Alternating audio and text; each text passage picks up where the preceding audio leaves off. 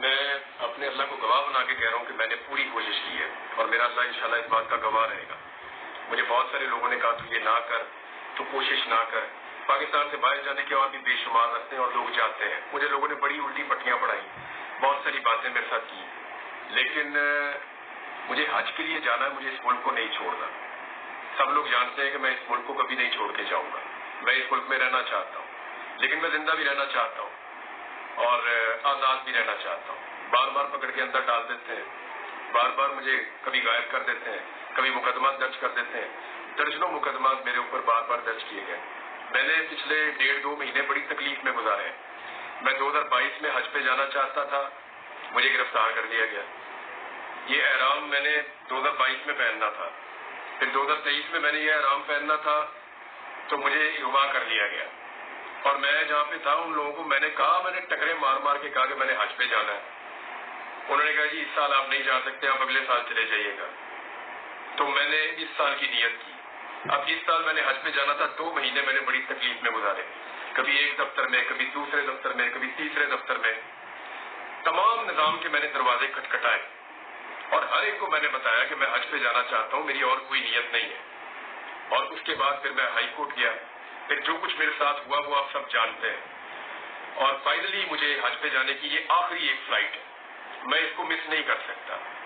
میرے پاس ابھی انفارمیشن ہے کہ وہاں ایئرپورٹ پہ بہت ساری تعداد میں رینجرز اور پولیس کھڑی ہے اور وہ مجھے گرفتار کر سکتے ہیں. ہر گاڑی کو وہ چیک کر رہے ہیں. مجھے سب لوگ یہی کہہ رہے ہیں کہ تو وہاں نہ جا, لیکن میں نے اپنے آپ سے وعدہ کیا اور میرا اللہ اس بات کا گواہ رہے گا کہ میں نے تیرے گھر پہ آنے کے لیے پوری کوشش کی. میرے اللہ, میں نے پورا زور لگایا.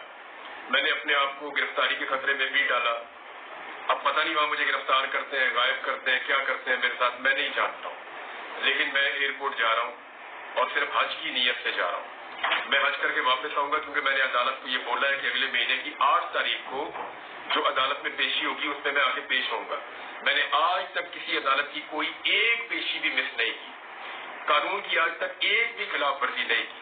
جس ڈپارٹمنٹ نے, جس دفتر نے جب مجھے بلایا میں وہاں پہ گیا. میں نے کبھی بھی کسی چیز کی خلاف ورزی نہیں کی. پاکستان کے آئین اور قانون کے مطابق سب کچھ کیا اور اب بھی قانون اور آئین کے مطابق اپنے حق کو استعمال کرتے ہوئے حج پہ جانا چاہتا ہوں. میں نے 5 دفعہ ٹکٹ لیے ہیں.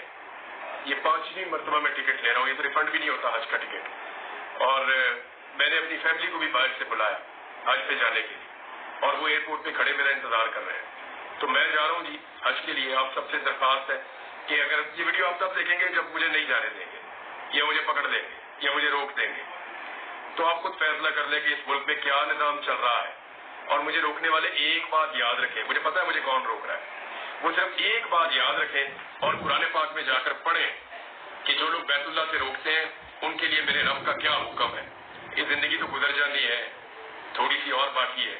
میرے پاس کتنی ہے, شاید میں بھی گزار چکا ہوں, پتہ نہیں کتنی باقی ہے, کون سا لمحہ آخری ہو جائے.